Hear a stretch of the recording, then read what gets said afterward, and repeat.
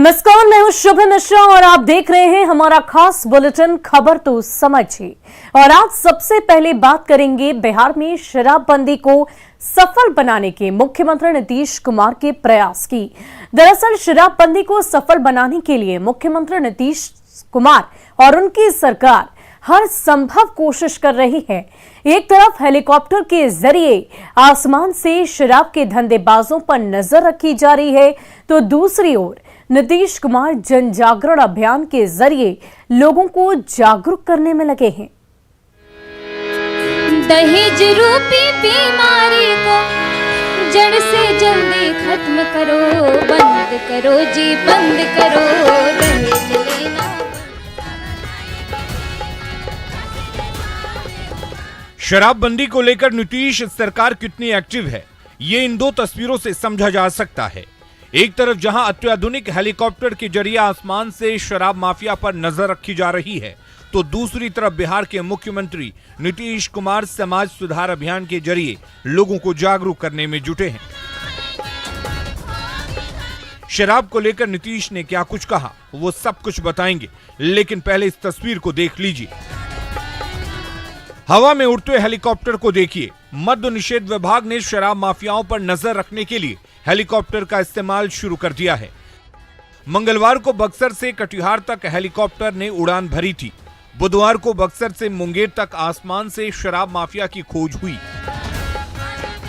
बिहार में अब शराब माफियाओं की खैर नहीं है और अवैध शराब के कारोबारियों और खास करके गंगा नदी और उसके आसपास के इलाके में शराब बनाने वालों को खोजने के लिए अब हेलीकॉप्टर का इस्तेमाल बिहार सरकार के द्वारा किया जा रहा है। और देखिए किस तरीके से गंगा नदी के किनारे ये जो जेपी सेतु है, जेपी सेतु से लेकर बक्सर तक अब शराब माफियाओं को इस हेलीकॉप्टर से ढूंढा जाएगा। हेलीकॉप्टर की उड़ान देखी आपने। अब जमुई में समाज सुधार अभियान के दौरान मुख्यमंत्री नीतीश कुमार का जीविका दीदियों से संवाद सुन लीजिए। सीएम नीतीश ने जमुई में 4 जिलों की जीविका दीदियों से संवाद किया और लोगों से कहा कि शराब से क्या क्या नुकसान होता है, खुद जानिए और दूसरों को भी बताइए। इसीलिए इस चीज को हम लोगों ने हर जगह दे दिया है। पढ़िएगा, बापू की बात पढ़िए, और जो वर्ल्ड हेल्थ ऑर्गेनाइजेशन ने शराब का क्या बुरा असर है उसके बारे में लिखा है, वो सब पढ़िएगा, सबको पढ़ाइएगा, ताकि ये बात को समझे। और लोगों को समझना पड़ेगा, कुछ लोग बात को नहीं समझता है। यानी शराबबंदी नीतीश कुमार की सर्वोच्च प्राथमिकता है और नीतीश कुमार को बिहार में शराब किसी भी हाल में मंजूर नहीं।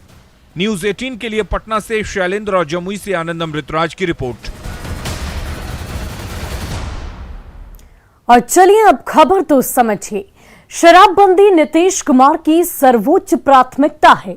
शराबबंदी के लिए नीतीश कुमार कुछ भी कर सकते हैं। हाल ही की बात करें तो शराबबंदी को लेकर कई तरह के अहम कदम उठाए गए हैं और इसी कड़ी में एक फैसला ये भी लिया गया कि बॉर्डर पर स्कैनर लगाया जाए ताकि गाड़ियों में छुपाकर जो शराब लाई जा रही है उसे पकड़ा जा सके। और यही नहीं, शराब पकड़ने के लिए ड्रोन का इस्तेमाल भी शुरू हुआ। ड्रोन के जरिए दियारा इलाके में अवैध शराब के धंधे पर नजर रखी जा रही है और उससे भी आगे बढ़कर अब हेलीकॉप्टर से शराब माफिया पर शिकंजा कसे जाने की कोशिश लगातार जारी है। यानी कि हेलीकॉप्टर के जरिए गंगा के किनारे बक्सर से कटिहार तक अवैध शराब के धंधे को नष्ट किया जा रहा है। यानी कि बिहार में नीतीश को शराब किसी भी कीमत पर मंजूर नहीं है। और चलिए अब आगे बातचीत करते हैं। मुख्यमंत्री नीतीश कुमार के राष्ट्रपति बनने को लेकर सियासी हलकों में चर्चा की। राष्ट्रपति पद के लिए उम्मीदवारी को सीएम नीतीश कुमार ने एक बार फिर सिरे से खारिज कर दिया है। सवाल पूछे जाने पर मुख्यमंत्री ने यह कहा कि उनकी इस पूरे मसले में किसी तरह की दिलचस्पी नहीं, दिलचस्पी है तो सिर्फ और सिर्फ समाज सुधार और बिहार के विकास में है और जिस चीज में दिलचस्पी होगी वो वही काम करेंगे। क्या कुछ कह रहे हैं मुख्यमंत्री, आप खुद सुनिए। कहाँ को दिल्ली भेज रहा है, ये सब ऐसे ही चलते रहता है, ऐसा कोई बात नहीं। प्रेसिडेंट मटेरियल कहा जा रहा है। आपके पार्टी के भी मंत्री ने कहा है। और आश्चर्य हमको तो कल ही हमको पूछ रहा था, हमको बड़ा आश्चर्य हुआ। भाई बिहार के मुख्यमंत्री नीतीश कुमार ने एक बार फिर राष्ट्रपति पद की उम्मीदवारी को लेकर चल रही कयासबाजी को सिरे से खारिज कर दिया है। नीतीश कुमार ने साफ साफ कहा कि उनकी ऐसी कोई इच्छा नहीं है।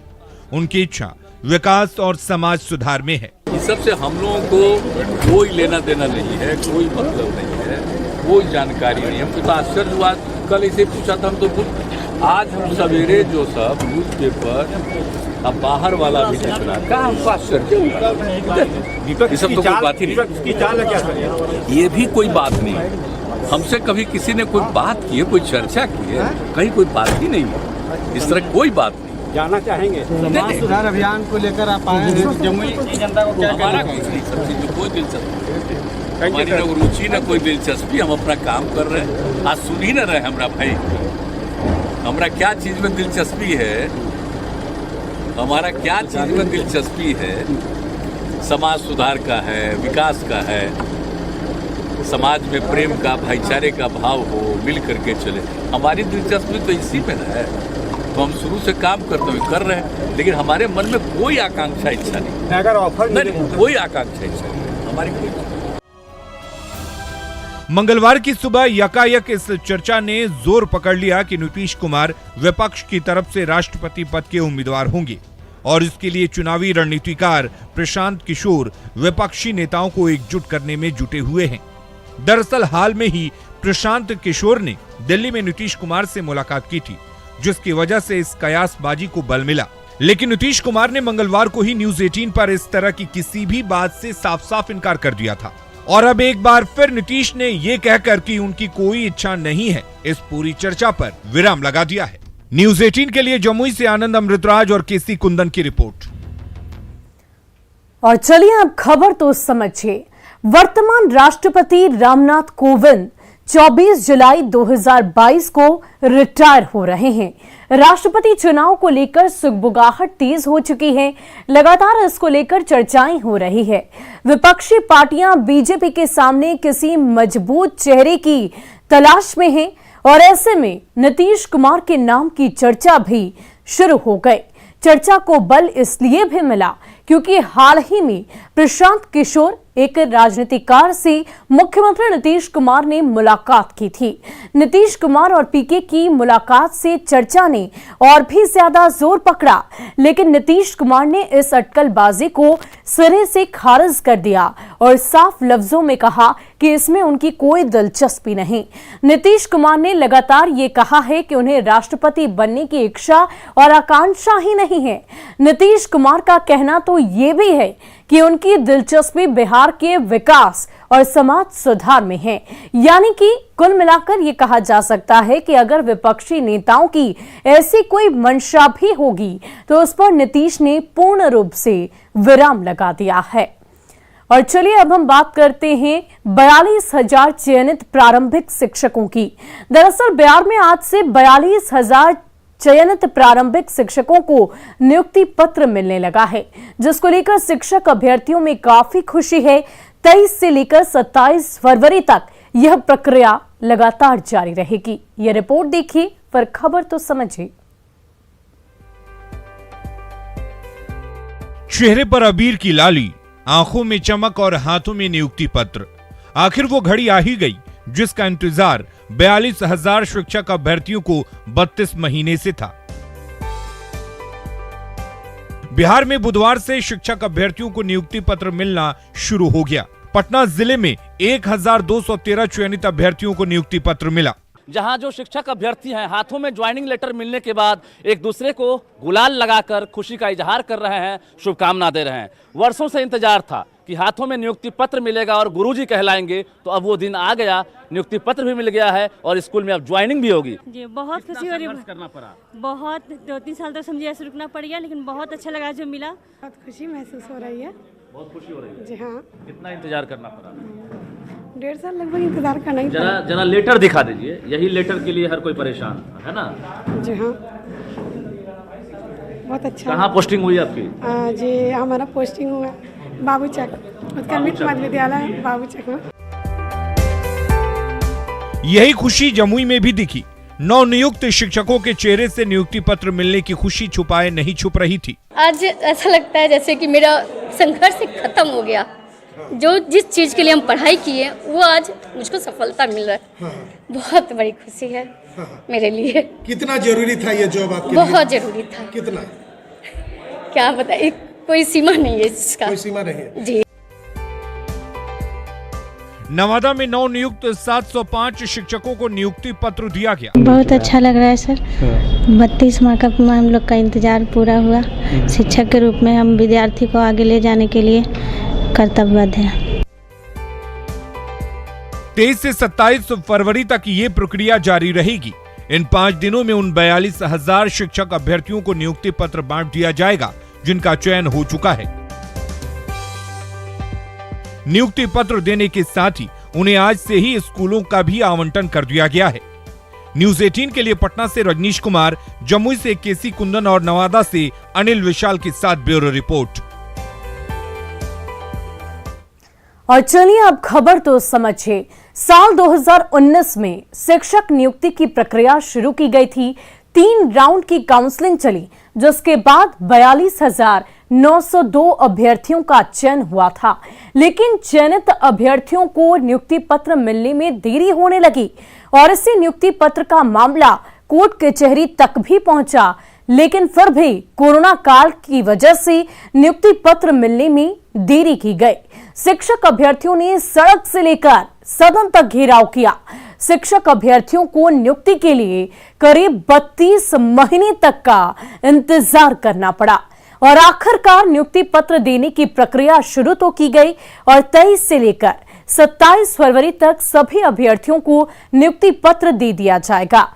काफी संघर्ष के बाद मिल रही नियुक्ति पत्र को लेकर नवनियुक्त शिक्षकों में काफी ज्यादा खुशी है और रंग गुलाल लगाकर एक दूसरे के प्रति खुशी का इजहार वो कर रहे हैं। और न्यूज 18 की खबर के बाद रोहतास के कैथी में प्रशासन हरकत में है। कैथी से हिंदुओं के पलायन का सच जानने प्रशासन की एक टीम आज कैथी पहुंची। चंद घंटे में ही एसडीओ और एसडीपीओ ने गांव में सब कुछ ठीक होने का दावा कर दिया। लेकिन दूसरी ओर गांव की पूर्व वार्ड पार्षद तारा खातून को जेल से फोन पर धमकी मिल रही है। तारा खातून वही है जिन्होंने न्यूज 18 से गांव की हकीकत बताने की कोशिश की थी और ऐसे में प्रशासन की हड़बड़ी पर एक बड़ा सवाल है और इन सब के बीच सियासी बयानबाजी भी शुरू हो गई है। ये रिपोर्ट देखिए, फिर खबर तो समझिए।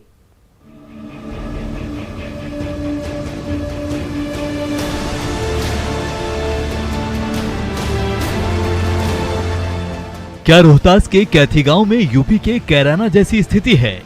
कैथी गांव की सच्चाई जानने न्यूज 18 की टीम गांव पहुंची।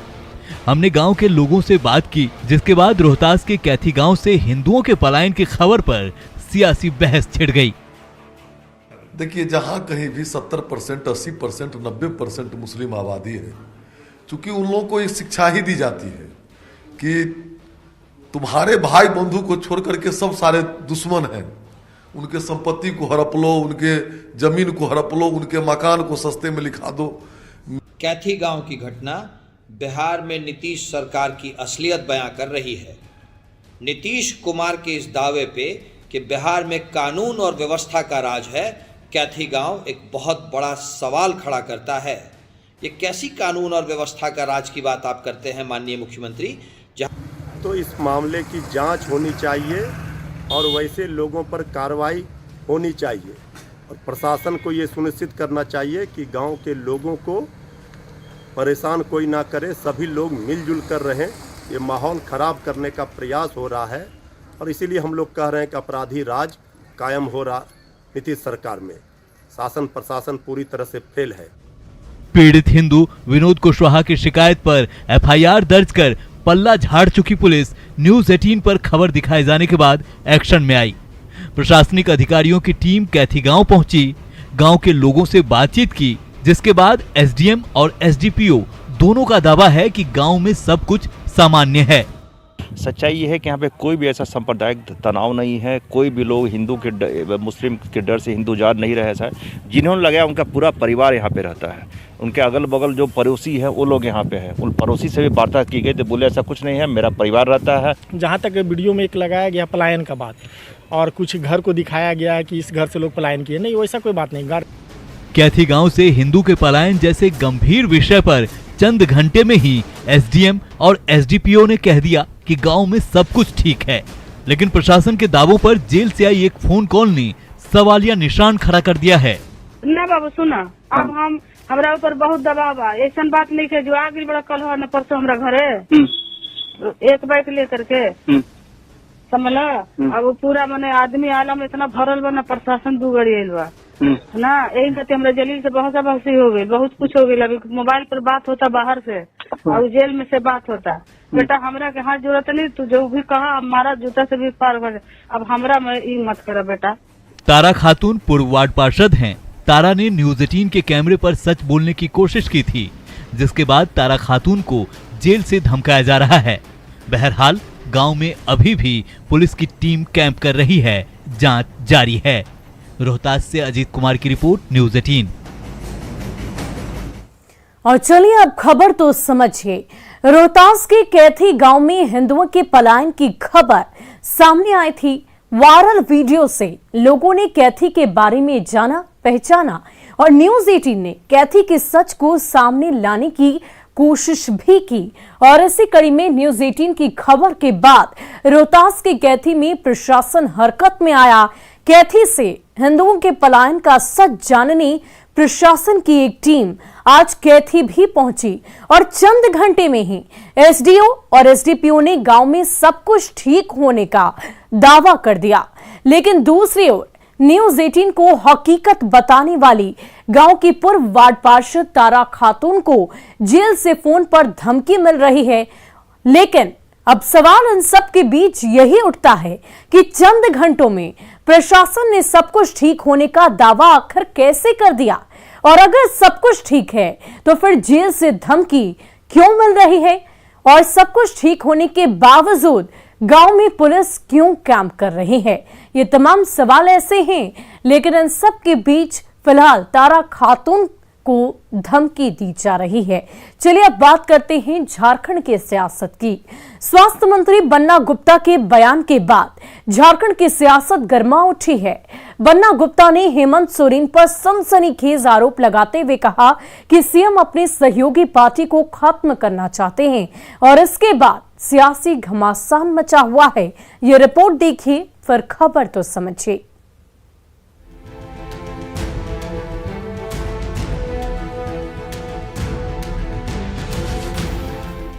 झारखंड सरकार में सब कुछ ठीक नहीं चल रहा है। ऐसा हम इसलिए कह रहे हैं क्योंकि झारखंड सरकार के एक मंत्री ने मुख्यमंत्री हेमंत सोरेन का खुलकर विरोध किया और साफ कर दिया कि सीएम अपनी सहयोगी पार्टी को खत्म करना चाहते हैं। दरअसल गिरिडीह में कांग्रेस का चिंतन शिविर चल रहा था। उस दौरान कांग्रेस कोटे से मंत्री बन्ना गुप्ता का दर्द सामने आ गया। इससे पहले चिंतन शिविर के पहले ही दिन बन्ना गुप्ता ने न्यूज 18 से बातचीत करते हुए कहा था कि हेमंत सरकार ने जिस तरह से राज्य के धनबाद और बोकारो जिले से मगही और भोजपुरी भाषा को वापस ले लिया है, उससे कांग्रेस अंदर ही अंदर नाखुश है। बड़कन के रबड़ी तो सबको खिलाई है, गरीबन के सबको खिलावे तो जानी, अपन अपन घरवा में दियरा तो सबको जलावे, बनवा में दियरा जलावे तो जानी। तो हमनी भाषा सब भाषा के समर्थन के बात बा, लेकिन जहाँ माँ भारती के बात हुई, मातृभाषा के बात हुई, वो में कोनो समझौता ना हो।